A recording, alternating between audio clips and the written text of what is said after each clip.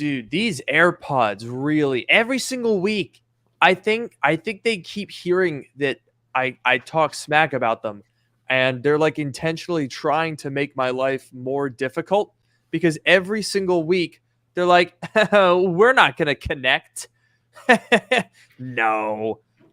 See, I would almost believe that, but I feel like that would require Siri to have like a certain level of like comprehension that it probably doesn't have, to be honest. That's true. That's true. It's almost a compliment to Siri's Yeah. intelligence to suggest that it would be smart enough to defy me. Yeah, exactly. Ugh.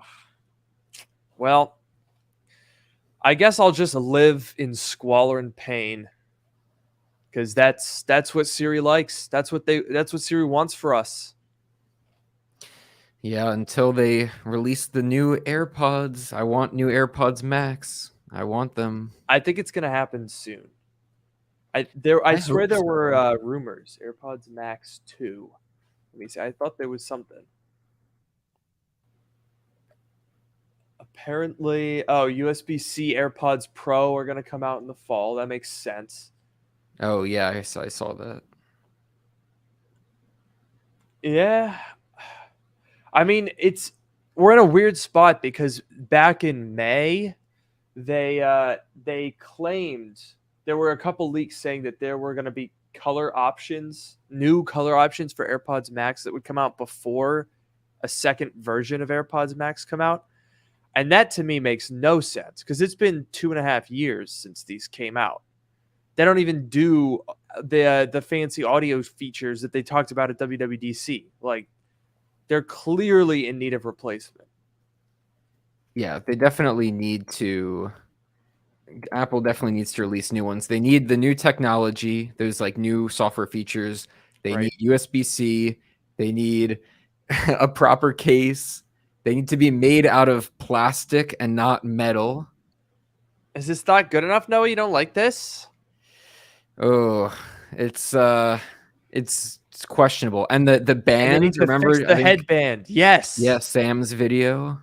Oh my god. No, the headband on mine like farted out of existence like 6 months in. It's been a flat band for the past 2 years, I would say. It's bad. Oh, that's really bad. Yeah.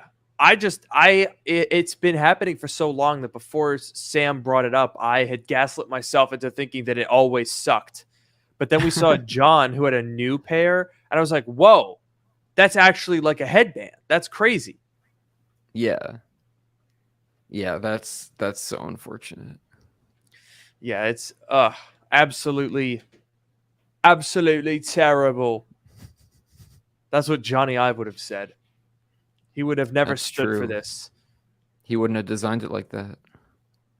After designing a plastic iMac that has a front bezel that supports the weight of a 15-pound CRT, but is an unreinforced plastic, so it cracks. After designing an iPhone that was so seamless that it was physically impossible, and they had to put a plastic piece on the bottom of it. This clearly he knew what he was doing. Yeah, he would have made the entire headband out of aluminium. Singular form. A singular form. It describes a singular form. Yes. Isn't that the thing he said? Was that for the... I swear that was for the iPhone 7, the jet black. That's my favorite Johnny Ive of all time. The space dust. Yeah. You know what? Before we start the podcast, because I don't feel like editing this into the podcast, so it'll just be a digital exclusive. Whoa. iPhone 7. While you're pulling that up, I want to see something. I think StreamYard added the ability to post comments from within the for us. And I just did it. I think it worked. Wait, what do you mean? Just added that? I hadn't seen it before. Like in the comments, there's the comment feed in StreamYard and you can click to feature one. Well, now you can write a comment. Did you used to be able to do that before? Yeah, that's been in there the whole time. What? It never showed up? Yeah. That's the first time I've ever noticed it. Well, no, you might be a dummy. because that's been there all along, buddy. I've used it that has. before. If it's been there, it hasn't been there for me. I'll tell you that much. Maybe. I don't know. It's possible that it was just on my end, but it's been there the whole time for me.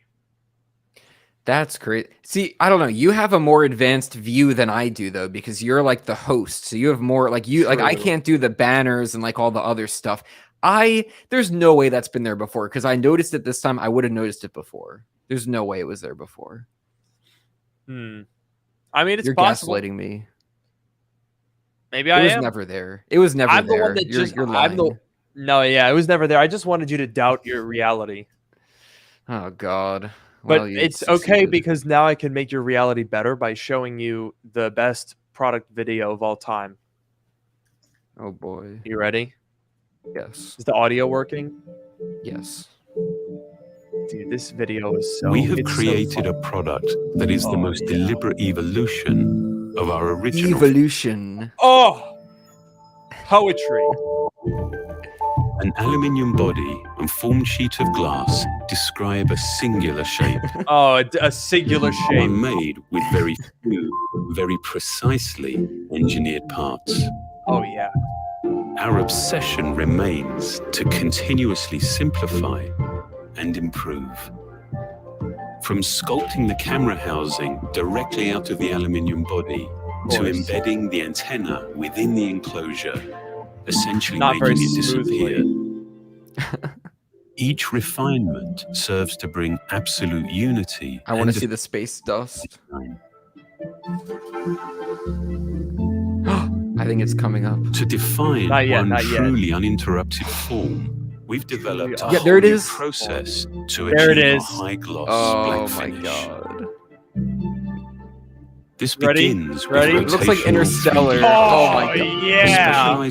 Dude, tell me that doesn't look like Interstellar. The ship in Interstellar. Yes, the docking scene. Establishing the seamlessness between materials. And producing a pristine mirror-like surface. Pristine mirror-like surface for about 20 seconds. Then goes through an anodization process, which creates a protective oxide layer. Oh, look at that! A single component dye, and then it emerges through a capillary effect to ensure maximum saturation, while actually becoming part of the surface itself. That video is finally. Oh my God! And the spikes. Iron particle bath is used to polish the anodized layer to a superior. And it just rubs it along the spikes. I love that. That's like the Rick and Morty, like the plumbus. Then we rub it along the spikes. This entire thing is just a plumbus video. Representation of this design. It's so good. As stupid as like some of the things that he says are, like the cinematography at least, so good. It looks incredible. And I will say, they have a way of making the most uninteresting thing like unbelievably cinematic. Yeah. Like they made it shiny. Okay. They took the iPhone that was black and they made it shiny. And he did 2.5 minutes of going like with a unified geometry and space particles, we're able to uniform the composite architectures and create a singular shape that speaks to the duality of creation, nature colliding with the human form in a seamless way that's very minimal but very elegant. And you're like, it's shiny! See, I feel like he could talk. That video could have been 12 hours long, and he could have filled 12 hours just saying stuff, and it still would have been good. Yeah. It would have been good, like sleeping. Like you're going to bed at night, you can't sleep. You just put that video on, and you're out. Oh yeah, dude! I load that up on my TV, put it on a loop. I'm out cold. That space dust, it's like I can feel the space dust like soothing me and like putting me to sleep. It looks so comfortable. It looks like I could just lay down in there and float. That's true. I want some space dust now. Never mind that. Like, I'm trying to imagine that being like actually where the iPhone is made. Like, could you imagine it? It's like in a completely dark factory. They're making only 5 phones at a time, and it's like in the space dust, and then they like a guy is just standing there like, oh yeah, that space dust is doing really good. Keep it up. That's perfect. Yeah, like it's not made in a factory in China. Yeah, I would love to see what the actual production of that looks like, because I guarantee it's nothing like that, and it would probably make me cry. Yeah.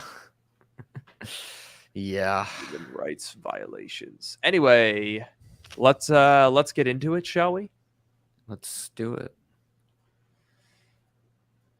Welcome to Drk Mode, the podcast that brings you sage advice from 2 technology experts. And that's not just what we call ourselves. It's what our moms tell people when we are rubbing ourselves in that space dust, baby. I'm your host, Luke Miani, and that made sense only if you watched the live stream. And I'm your host, Noah Rubin. On this show, we take questions from listeners. The question can't be, what are we talking about? Because if you want to know, you have to watch the pre-show live with us. Attempt to answer them to varying degrees of success, and maybe even have a laugh or two along the way. Yeah, we were just we just took a moment there to reminisce over the good old days back when Johnny Ive would talk about singular geometries and a uniform housing. It starts from molding the camera housing directly out of the aluminium. You know, all of that stuff. I miss Classics. Oh yeah. You know what? The other one that was really good was the Trash Can Mac Pro. It's actually ironic. I think some of the worst Apple products had some of the best product videos. Thoughts? Interesting. Yeah, I guess the iPhone 7 and the Trash Can Mac Pro. Yeah, it's true. The original MacBook Air, phenomenal. Absolute masterclass in launching a product. Remember the manila envelope ad? That was iconic. Yeah. But the thing was a piece of garbage. They put the hard drive out of an iPod in it, and Steve Jobs got up on stage and was like, you know, we couldn't, most normal people wouldn't be able to figure out how to put a hard drive in here, but we figured it out because we've got tens of millions of hard drives from the iPod, and all they have to do there is select an MP3 file and play it. But now we put OS 10 on that in a whole computer, and what could possibly go wrong? And we found out. Yep. It was that was ill-advised in hindsight, but they really know how to make a product video. I'm trying to find the one for the Trash Can Mac Pro to show everyone because it's so. There's a good comment here from eUploads who says the worse the product is, the better the ad they need to sell it. Maybe that explains it, right? Interesting. That is quite the hypothesis, quite the hypothesis, as they say. I don't think they say that. This video? I think they say that. Pretty sure they say that. I'm not sure about that. Apple.com. All right. I really want to find this video because it is so good. Do they even have... Oh, they don't... nuts. Apple, like, deletes videos after, like, some random amount of time. So they still have the iPhone 5S keynote. That is still on their official YouTube channel. Really? But they don't have, but they don't have, like, they don't have more recent stuff. And they don't have anything older than that. They don't have WWDC 2013, which is where it was revealed. So, unfortunately, I'm going to have to jump off a bridge. Well, that's too bad, I guess. Beans. I guess we'll never know. But it was a similar thing. You know, they had a Mac Pro housing going through this very futuristic and definitely not real factory. And you're like, gosh, that is a nice looking product. Too bad it sucks ass. Yeah, I remember that was like a big reveal It's still a cool. Okay, the computer's bad, but like it's still Yes. cool. Like the shape and the like yeah. cylinder and all the stuff, like the little boards and the like whatever. Still cool. You gotta at least. And I will This is give them cool. points. I'll give them style points for that architecture because they were like, all right, we got a CPU and we got 2 GPUs. Put them in a triangle, put a single heat sink up the middle. Brilliant idea. If they had done it well, which they didn't do because it sucked, but it was a very cool concept. Indeed it was.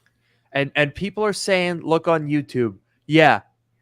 Where do you think I was looking? What do you think I went on Yahoo, Daily Motion, Vimeo? No, of course I'm looking on YouTube. Come on.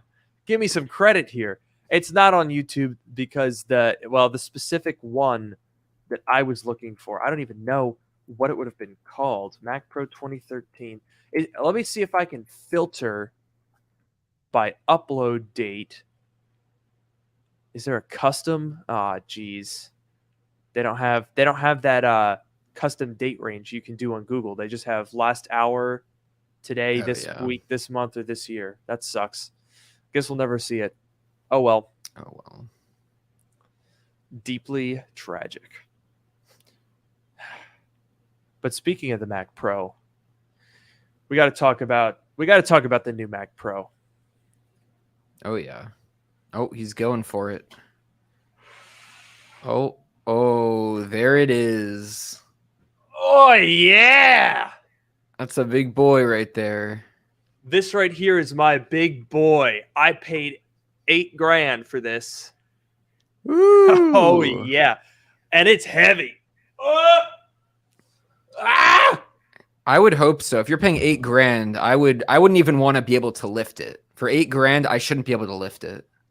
Oh yeah, the price per pound on this is definitely good. But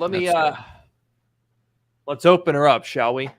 Because yes, I find it so hilarious. The grand reveal.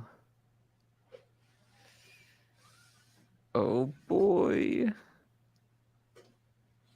Sorry, I was half expecting a cartoon cobweb and like a bat to come out, you know? Yeah. Bring it up to the camera. There we go. Oh, it's so empty. Oh no. Dog. It's so empty. Dog, what am I looking at? There's nothing in here. This is a real product. God. This isn't even like a base model. This is loaded.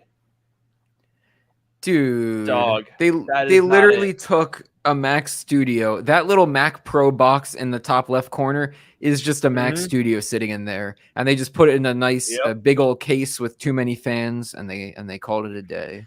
My favorite part is that we've got 3 big ass fans. 2 of them are just blowing air in a box. That's the way to do. That is how I like to spend my money. I just want air whoosh, going right out the back. No cooling, no nothing. That's good. I mean, if you need airflow, like you make your food, it's too hot, stick it in there for a minute, let the air go over it, and then you take it out and it's ready to eat. Put your Hot Pocket in there. Absolutely. You see, that's the magic of Apple Silicon, folks. With Intel, everyone was like, oh, I use it as a space heater. Oh, I fry my eggs on it. Nah, this is a refrigerator now. How about that? Look at the tables have turned, folks. Wow. Oh yeah.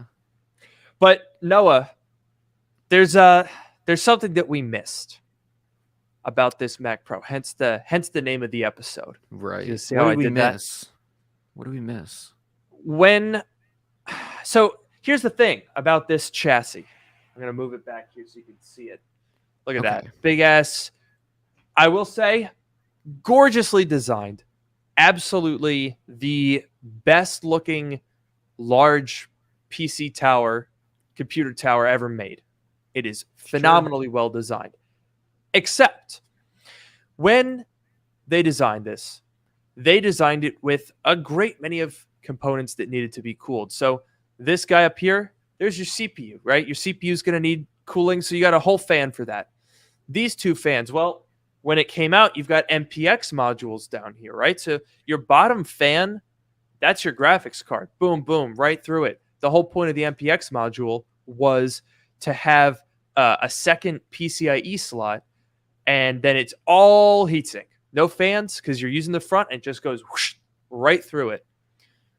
You could have some I/O cards. You've got some airflow for that. And then you've also got, around this other side, you can see over here, we've got three actually. Whoa.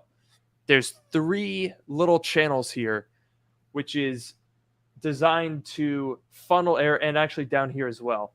So you've got air channels on the back here, and these are for your memory, because you've got these doors here, and these are for your RAM, right? So this thing has been extremely well designed to cool the many components that would have gone into a Mac Pro like this before. But now there's nothing in any of those areas.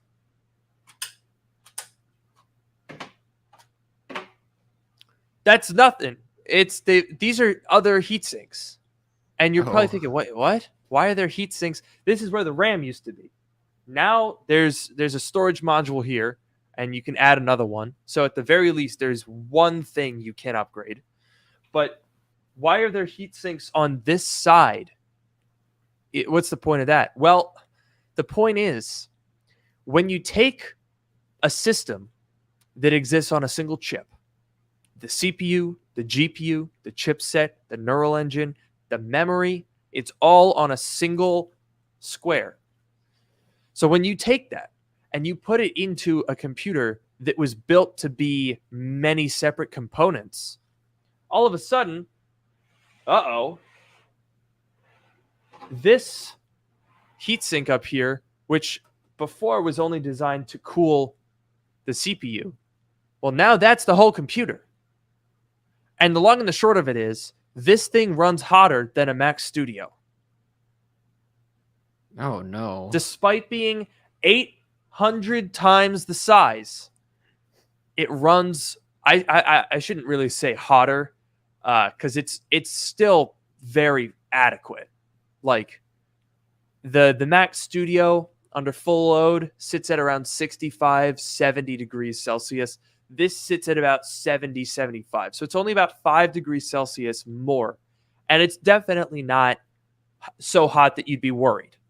But it's very ironic that you take a computer this massive and it's less effective at cooling than one that I could just put in there. In fact,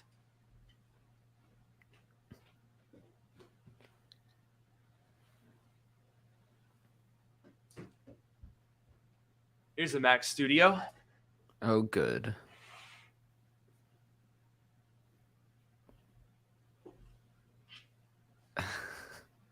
Look at that. There you go. And I could even I could close the case.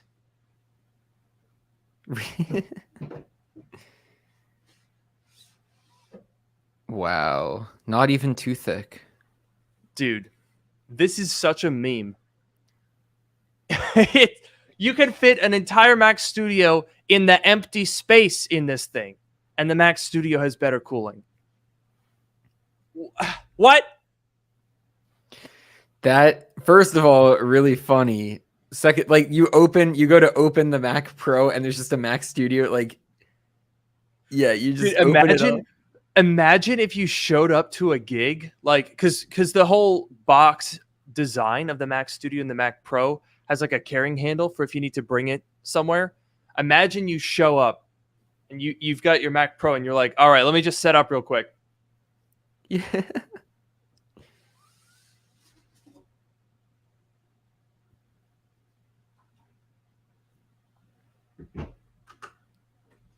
Don't need this anymore. Yeah, throw it away. Oh, that giant. No, that's my briefcase. That's all I need. That is a pretty stylish Mac Studio carrying case. It's a little bit too big, Yeah. but very stylish. People made fun of Apple for having $1,000 stand. Well, I bought an $8,000 briefcase. Yeah, there you go. See, that's really funny because I feel like the Mac Pro, right? Like when it came out, we already thought that it was kind of dumb because it's like, insofar as they took the existing Intel one and they didn't do anything to it. They just took the existing chassis and stuck the new Apple Silicon in there, right? They had such a good opportunity. Like we saw with the Mac Studio, how they took the Mac Mini form factor, just made it a bit taller, and it's this super compact, super sleek, singular form, singular shape, whatever.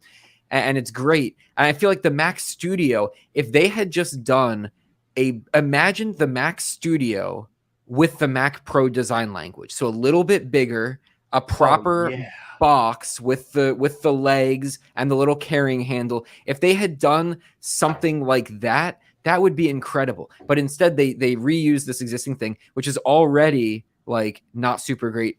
But then the thermals after that, which we know now that the thing's actually out and that you've gotten to test it. But the fact that the thermals are worse, like it makes sense why they are, because the thing is not designed for what Apple put in it. But it's just so funny that it was like, we already thought it was bad or silly when it was announced. And now it turns out it's even worse than we thought because of the thermals, because they put everything in a little corner of this huge box. And now there's not enough cooling on it. Or not as much cooling on it as in other products, other very similar products. Yeah, dog. I don't know what they were thinking. I mean, look, in some ways, I do sympathize for not Apple, but for the people that work on the Macs, because I'm actually working on a video. Here's a little preview of my next video that I'm working on, talking about the absolutely colossal L that the original Intel 16-inch MacBook Pro was. Because when that thing came out in 2019, it was like November, and we were like, oh my gosh, Apple fixed the MacBook Pro finally. And people flocked to it. They paid $3, $4, $5,000. They were like, holy crap, we've got actually usable GPUs. The battery life is better. The cooling is better. The keyboard's better. The screen's bigger. It was amazing for about 6 months. And then the Apple Silicon transition gets announced and everyone was like, oh, well, shit. I just spent $4,000 on the nicest, the analogy is, it's like somebody bought the absolute best steam locomotive in 1958. Yeah. Or you buy like the nicest, most expensive Pontiac in 2008. And you're like, well, God damn it. I wasted my money on the best, worst thing. See, I feel that so much because I use the 2019 16-inch as my work laptop. And then so I still use that every day, or every work day at least. I still use that thing. And literally every single one of my coworkers, every single one has an Apple Silicon computer because they started the company after I did. So they all have Apple Silicon. Mere months after you did. Yeah, so they started, I guess actually it was like a year plus after I started, because I was whatever. But I still have the 2019 16-inch that I use every single workday, and they all have the Apple Silicon. No. And I am jealous because the battery life and the overheating on that 16-inch, it's rough. Oh yeah, dude. I'll give away one of the results of my tests, which was because I'm using the 15-inch MacBook Air as a point of comparison, because anything further up the Apple Silicon ladder just dumps on it so hard that it's not even worth talking about. Like your Apple Silicon 16-inch MacBook Pro embarrasses every Intel Mac ever made. Like they literally just said, okay, everything else is dog shit now, so it's not even worth talking about. But I'm comparing I spent $3,500 on my 16-inch i9 MacBook Pro. Ooh. The M2 MacBook Air is faster. Yeah, it is. It's crazy. It's absolutely banana town. And the thing that's so funny is I was doing a Cinebench test, and the scores are almost identical between the base MacBook Air and the most expensive, most powerful Intel MacBook ever made. Hilarious. Even more hilarious is that after doing 30 minutes of Cinebench, the MacBook Air was at 84% battery. What do you think the 16-inch MacBook Pro was at? This was Cinebench for a half an hour.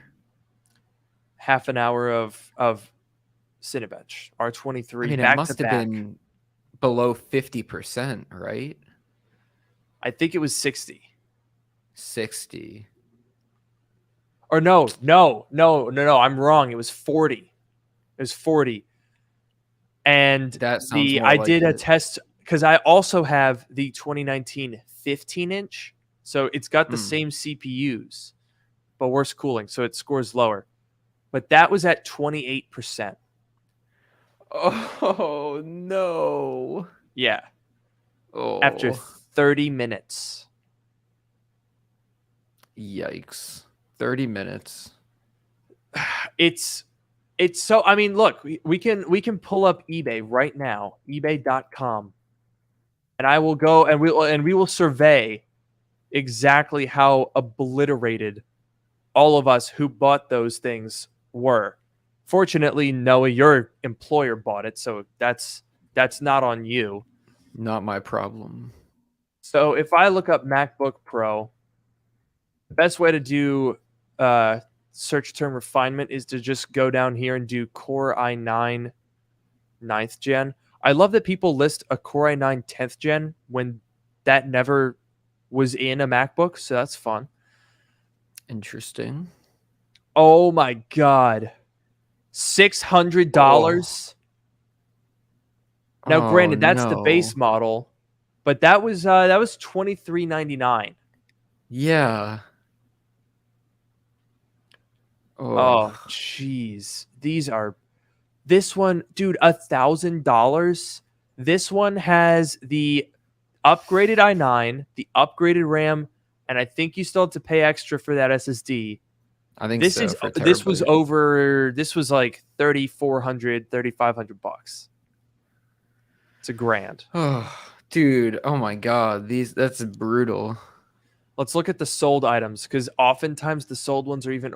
Oh no! The 2 terabyte Core i9 sold for $900. Huh. And like it's still a modern, like, supported computer. Yeah. It does at least This doesn't work. even have a butterfly keyboard, so you can actually type on it and not die. Oh, I can't. That's like, yeah, that's the Apple Silicon effect right there. This one even has 64 gigs of RAM. Those were expensive. The 2 terabyte SSD in 2019 was really, really pricey. Honestly, I'm surprised somebody got $2,000. This is that they had the 5600M. That was like a weird in like it was like March of 2020 they added like that higher graphics option. So I guess those for some reason people pay extra for. But the amount of these that I'm seeing for under $1,000 for devices that were nearly $3,000 or more than $3,000. This one, dude, look at this. This one has the upgraded i9 and 32 gigs of RAM. This was at least $3,000. $800. Yeah. Oh my god. What an absolute annihilation. Yeah. Yeah, this one is in bad condition, but $400, $487. Jesus Christ. I actually had thought I've had multiple occasions where I thought about selling my 15-inch and my 16-inch. And then I look at that and I'm like, dude, it's not even worth selling.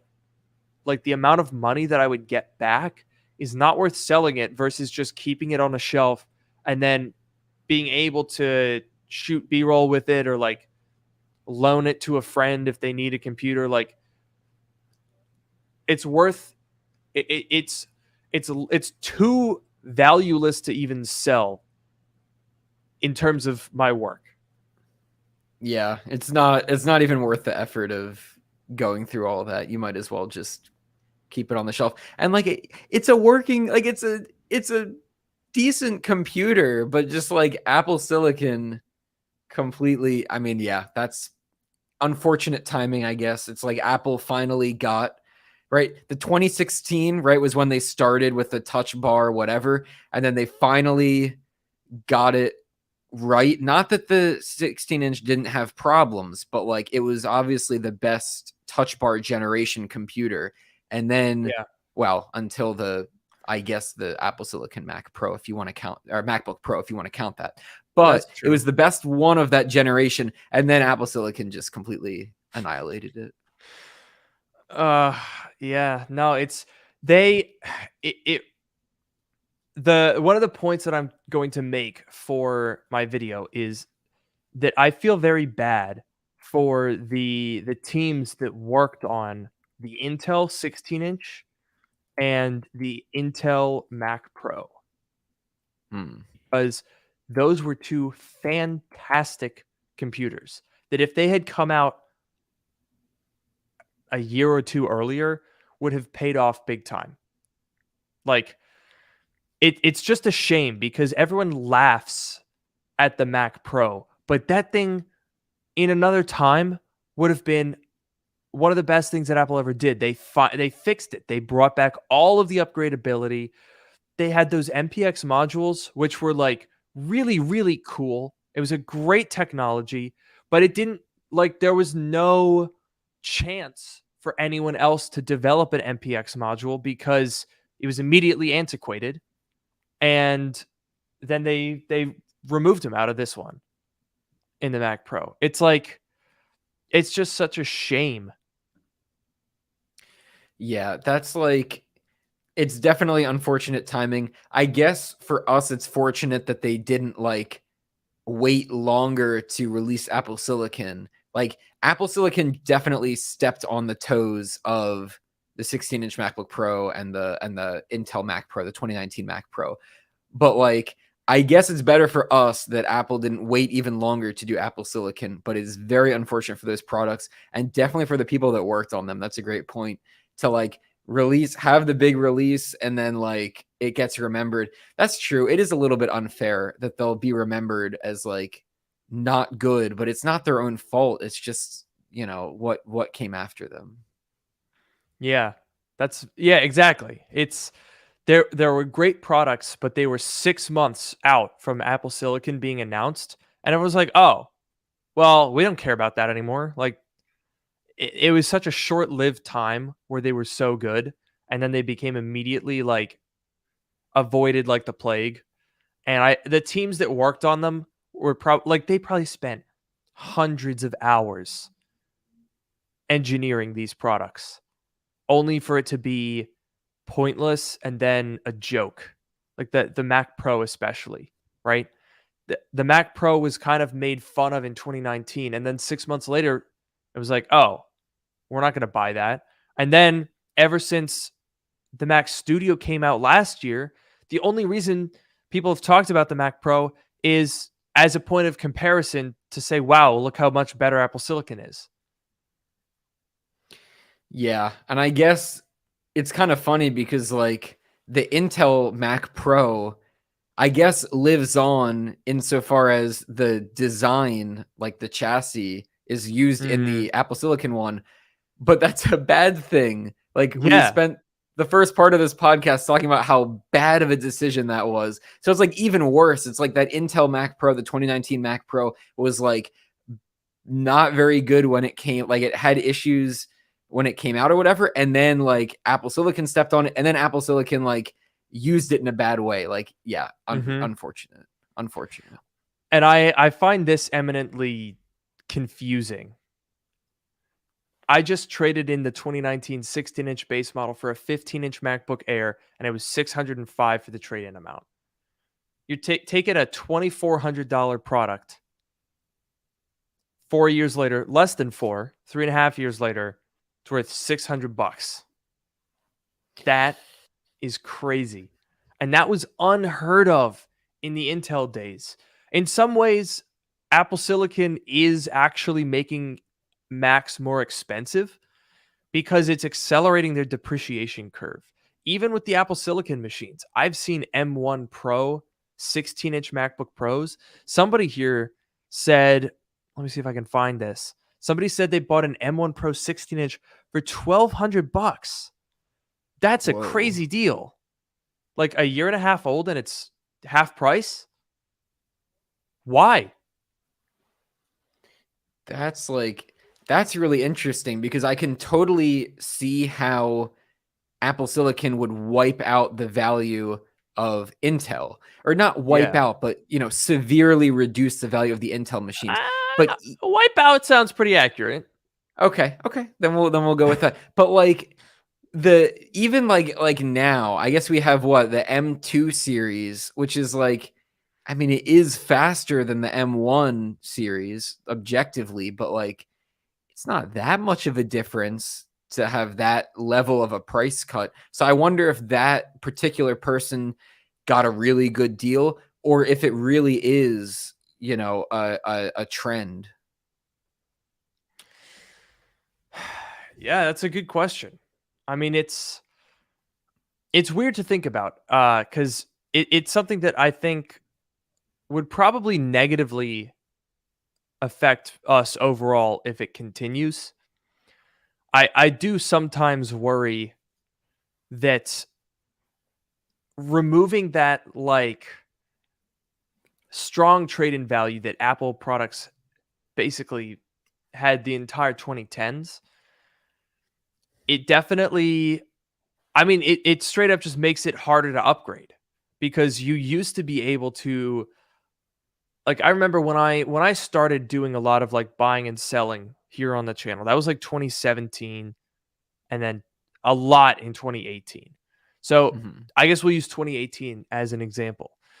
In 2018, it was considered a good deal to get a Retina MacBook Pro for under $1,000. And so those were 5-year-old machines that were $2,200 to $2,400. And if you got them for $900, you were doing pretty good. That was a good deal.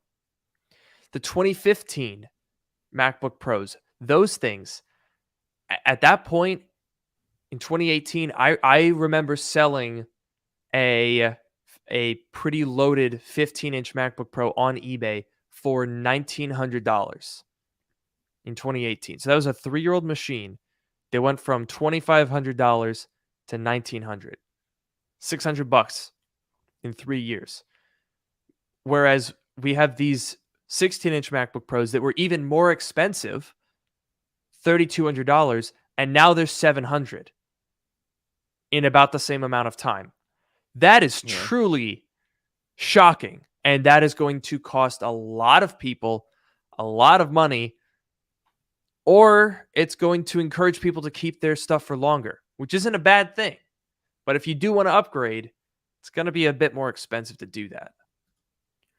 That's true. And I'm hoping like once people get onto the Apple Silicon, so I see you pulled up the prices here, so we'll look at that. But I'm hoping that once people get up onto the Apple Silicon, once they get, if like the performance graph, Intel very slow increase, and then it shot way up for Apple Silicon, and now it'll still increase probably faster than under Intel, but not that meteoric rise when the first M1 came out. So hopefully once people can get onto Apple Silicon, the resale values will stabilize a bit. But I guess let's take a look at the prices here and see. I mean, honestly, you might be actually proving the inverse point.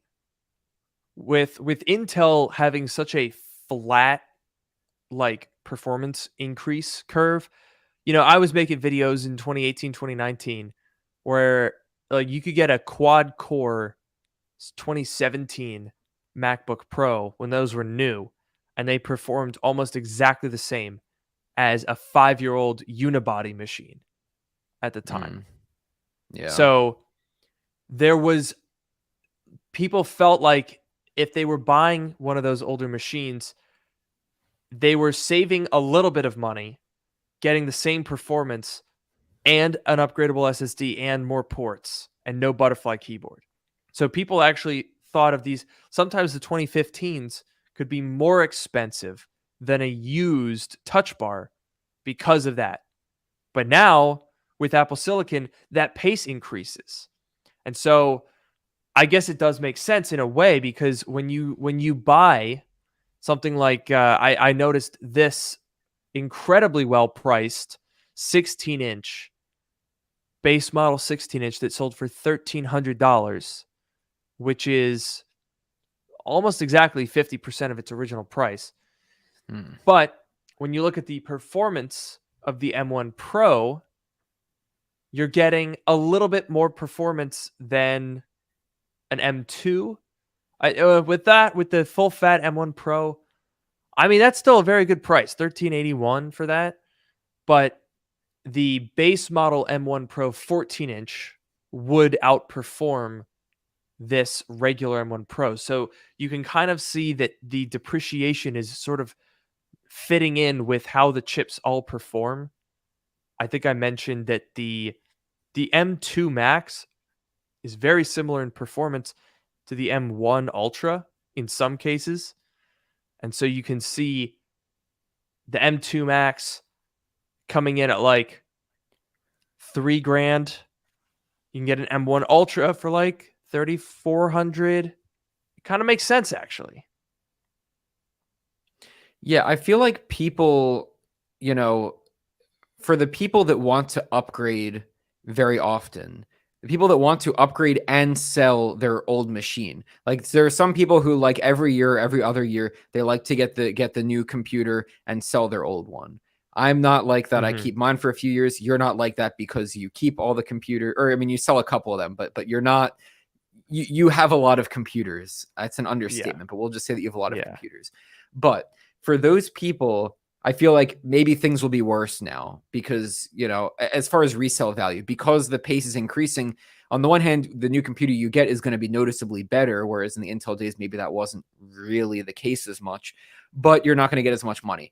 But I will say for the people that get their computers and hold on to them for a while, which I feel like is the majority of people, like these Apple Silicon computers will last longer. So even though the value depreciates more, like, I don't know, you still get more time out of them. And I feel like there's got to be some point where it like either hits like a bottom, or it like, I don't know if the depreciation curve is like linear or if it's some sort of like a curve in some way. But like for a lot of people, right, like when they go to sell it years down the line, maybe then when you do the calculation, it's not a huge difference like we saw with the Intel to Apple Silicon transition.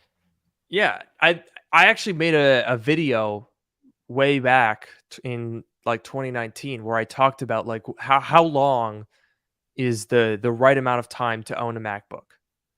And what I did was, that was that's a video that I can't really do now because it's so up in the air. Back then you would buy a $2,500 computer, you could keep it for 3 years, it was worth $1,500, right? You could kind of analyze how that would track over a couple of years. But now it's not the case anymore. And I would have thought that the Apple Silicon devices would have held their value better than they did. But clearly there is a massive, massive amount of people that are buying new. So I think what we're finding now is that there's just not as many people buying used Macs, and that's why the values are lower. And the effects of that, I mean, there's many ways you can look at that. You can look at that from the standpoint of saying, look, if you want to buy an Apple Silicon Mac, this is a great time to do it because we are now at a point where you can get something used and save a very surprising amount of money and still have pretty much 95% of what makes Apple Silicon so great, just not the most current in every single way. You could also look at that as saying like, well, if you did buy Apple Silicon, you're probably going to want to hold on to it for a while. I think right now the sweet spot, I don't necessarily have enough data to be able to tell you how the depreciation curve stacks out, but it's starting to look a little bit more like a car. So when you buy a car, what you find is in the first year, most cars depreciate about 25%. So if you buy a car and you keep it for a year, you're going to be losing money hand over fist. After about 3 years, if it's like a decent car and not like a BMW, it'll probably be worth about half of its original value, maybe 60% if you buy a Volvo or a Toyota. But the longer you keep it after that point, it's already lost half of its value. It's not going to have again in 6 years. So it starts to, spread the depreciation out a little bit, and your overall monthly cost, so to speak, decreases. That's the same here with Apple Silicon. If you upgrade every year, that's going to cost you an arm and a leg, because it's going to be $1,000 a year you're spending on Macs. Do you really want to do that? Probably not. But I would say there's one thing to be gleaned. Sorry, I'm rambling here about depreciation. This is very boring. But if there's one thing, I would say that right now is an excellent time to be making that Intel to Apple Silicon jump. Because what you can do right now, and this is something that will not last that long. If you did buy a MacBook Pro in 2019 and you're thinking, Christ, I really goofed it. I spent $2,800 on this thing that's slower than a base model MacBook Air, and now it's worth a third of what I paid for it. This really blows. Now is a very good time to get out of that hole, because I will tell you, it's not going to get shallower. Apple Silicon, the prices are going to stay as they are, but your Intel Mac is going to go down. So right now, you have a unique capability of selling a 16-inch MacBook Pro for $600 to $1,000, and you can match that investment with another $600 to $1,000 and get a very nice M1 or M2 Pro, the 14 or 16-inch MacBook Pros that are still new enough that even if you buy an M1 Pro at a very reasonable discount, you can keep that thing for, easy 5 years. Easy 5 years. Unless something absolutely crazy like Apple Silicon 2 comes out, you can keep that shit for 5 years and you will be a very happy camper. And I think that, I don't know. Do you know what I mean? I think that's a good sweet spot to be in, because you're early enough in the generation that you're not going to buy in at the end and then have a new thing come out. But you're not far enough in that you're going to get $50 for your $3,000 MacBook. No, I agree. Definitely I'm sure the price of the Intel MacBook, 16-inch MacBook Pros will probably, let me put it this way, they're not going up, right? They're not going up. They very well may go down. But I agree, if you can get a good value, and it seems like you can get a good value on these M1 machines, given what we have right now, the M1 is not that much less powerful than the M2. And I think the M3 might be a little bit bigger of a jump, but it's not here yet. And we're not exactly sure even when it's coming out, right? But then the other point that I wanted to make was with the Apple Silicon, we're still relatively early in the Apple Silicon transition. And so I wonder if these so we're seeing that Apple Silicon computers are losing their value, or they're not holding their value as well as maybe we thought. But I wonder if that will stabilize itself after a few years, because the way I see it, when the Apple Silicon computers came out, I'm sure a lot of people bought them new because they were the new computers, but also for example, the 15-inch MacBook Air just came out, and if you want a 15-inch MacBook Air, you basically have to buy it new because it's a new category, right? There's no 15-inch Right. MacBook Air before the one that just came out. And the same thing with a lot of these, Mac Studio, there was no such thing as a Mac Studio until it came out. And now you're starting to be able to get them used. But like for a while, right? Because they haven't even been out for that long. And for most of the time, they've been, only new. So I wonder in a few years, once there's a few generations of these products, maybe things will go back to look a little more like the Intel days, because I think the Intel days, that was for a long time. We had the unibodies, the retinas, the touch bars. That was a long period of time. We're at the very beginning of the Apple Silicon relative to that. Give it a while.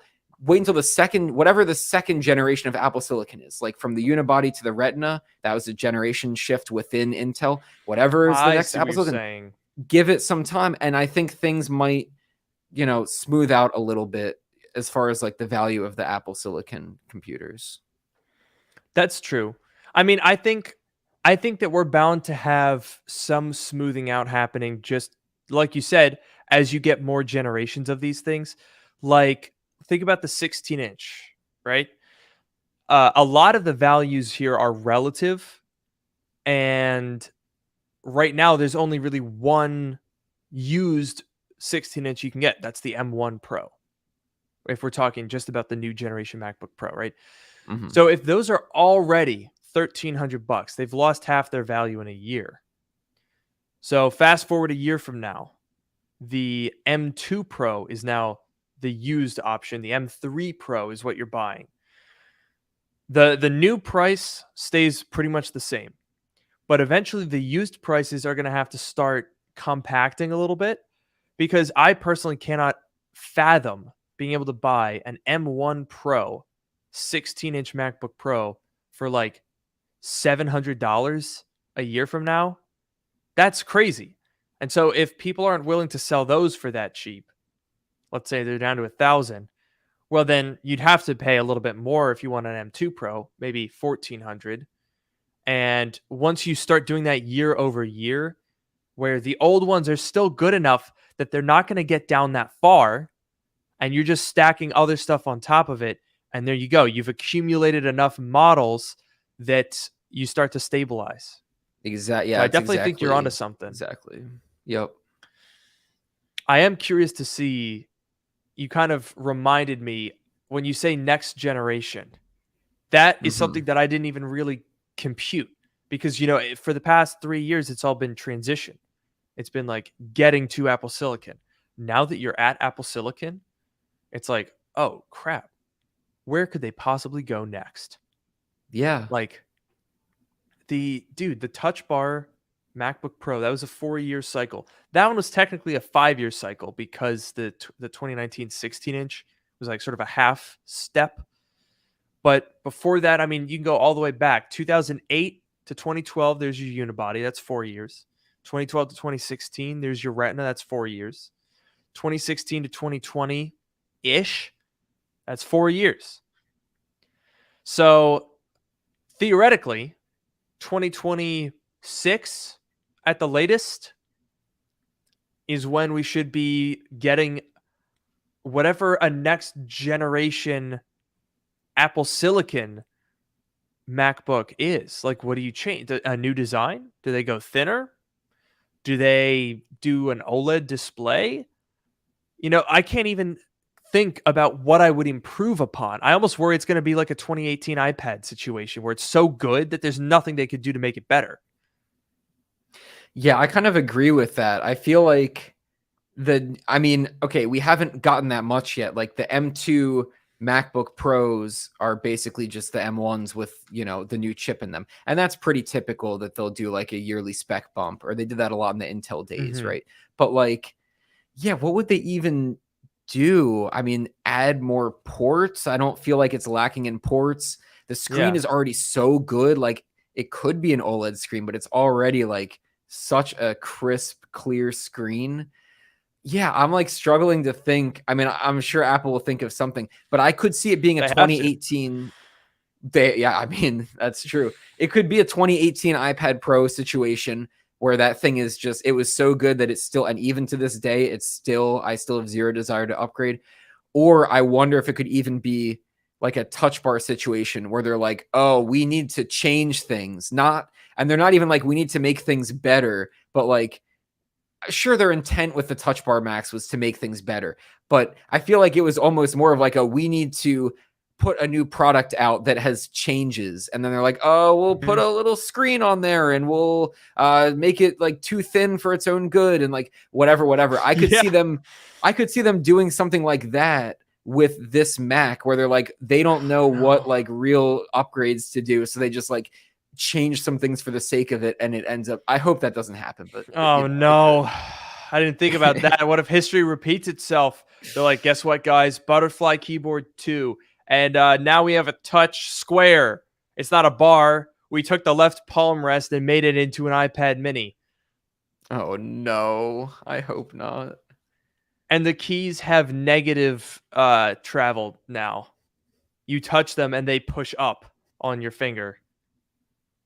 That sounds horrible. It's like whack-a-mole.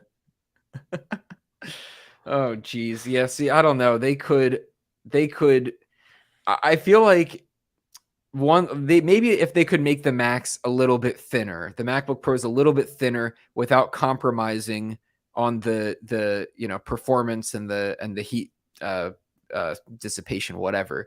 I feel like, although then it starts to get into MacBook Air territory, so maybe they wouldn't do that, but like, I don't know. What are they going to do? What do you even want out of a new MacBook Pro at this point? Honestly, dude, there is a part of me that is like, is tech just too good now? There's nothing to fix. It all works perfectly well. I honestly think that Vision Pro is the only way that you can really like innovate right now. And I know that that's one of those things that could sound foolish. Like, do you know in 1906 they wanted to close the patent office because everything had been invented? Oh yeah. They were like, well, we got horseless carriages. We got, trains and stuff. What? There's nothing else, let alone, air conditioning or the radio. No, radio was out. They had telegraph. They're chilling. What more do you need? Yeah. Obviously, that didn't age well. Perhaps this is also not going to age well, but I really don't think, like, what do I want? Okay, smaller bezels, maybe get rid of the notch. Sure. I don't really like, if it's faster, cool. If the battery life's better, cool. But that's not like, it's not the same type of an upgrade as, but like, I always think back to the Retina as the big one, right? When they put the Retina display on the iPhone, that was a game changer. And when they put the Retina display on the MacBook, people, ever since it came out on the iPhone, everyone was like, when's it going to come to the MacBook? And then it did. And we're like, oh yeah. Oh yeah. And I would argue that Mini LED ProMotion XDR was close, but still not quite as like monumental. I agree. But now that we're there, where do you go from that? OLED? Cool. Yeah, and it's not, and even OLED wouldn't be that big of a difference. I feel like Apple, it makes a lot of sense why Apple, introduced Vision Pro at this point. Because I do agree with you, and maybe it will age poorly, and we can look back at this and laugh. But I kind of agree that I don't know where the laptop is going to go. I don't even know where the iPad's going to go. The iPad's been stuck since 2018, in my opinion. The laptop might be stuck at Apple Silicon. Maybe there will be, some more good improvements, but even still, the iPhone, I feel like, I don't know, the past few generations at least have been solid, except for the battery life for me. I don't think the battery life is solid, good, but not, I think the iPhone has been solid for a long time, but not like incredible. Like, you think back to the product jumps, iPhone 3G to 4. Oh, 4S to 5. Oh, 5S to 6. Whoa. Even the 10. Whoa, amazing. We haven't really had, since the iPhone 10, one of those like, wow. Like, there have been good phones. The iPhone 12 was arguably a super cycle. The 14 was surprisingly good, but we haven't had one of those like, holy crap, this is insane, like hype moments for the iPhone. Obviously, we're going through that now with the MacBook. I think we're sort of predicting that the MacBook, give it another year or two, once we're really into this Apple Silicon and it's like really part of everyone's life, then we probably will be in that like stuck mode. The iPad definitely stuck. Honestly, the thing that I think has a ton of potential is, weirdly enough, it's the 3D video with Vision Pro. I think that's an underrated feature. And I think it's underrated because it's only able to be captured on the Vision Pro while you're wearing it looking like a doofus. And so it's like, okay, whatever. But when you think about the progression of technology and video and media, we tried 3D TVs and movies. It didn't really catch on. Many reasons for that. Number one was just it didn't gain momentum. Number two was that a lot of the implementations of it were basically fake. Like, they would sort of digitally create a couple layers, and it would just be like 3 layers of flat images displayed further apart. Like, at home viewing of that never really caught on. But the Vision Pro thing is so natural because it's captured basically straight from your eyes. It's like a real life screen recording. That, I think, does have potential. As Vision Pro gets more and more widespread, if more and more people have it, imagine if they do an iPhone with 2 camera bumps and you hold it like this and you can record 3D video on your phone that you can play back on the Vision Pro. That would be very cool. Give it a couple of years. It's possible we could be coming to you live in 3D. I'm just saying. That would be pretty cool. I definitely agree. The iPhone has never gotten stuck. We haven't had a big upgrade since the 10. We've had some decent improvements since the 10, but nothing super big. So the iPhone hasn't gotten stuck, but the year-over-year changes are generally pretty incremental, I would say, at least. Yeah.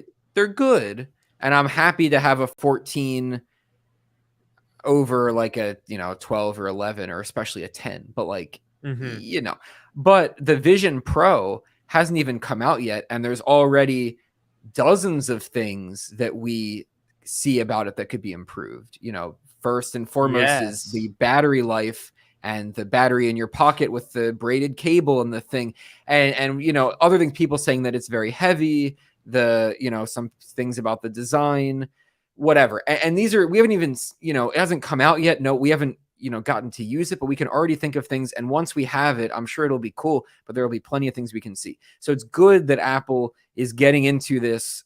Like, it's a good time for Apple to get into this, because as their other products are becoming more and more incremental upgrades, the Vision Pro has the opportunity to have the leapfrog or the big upgrades that we used to get on the current products. That is a very good point.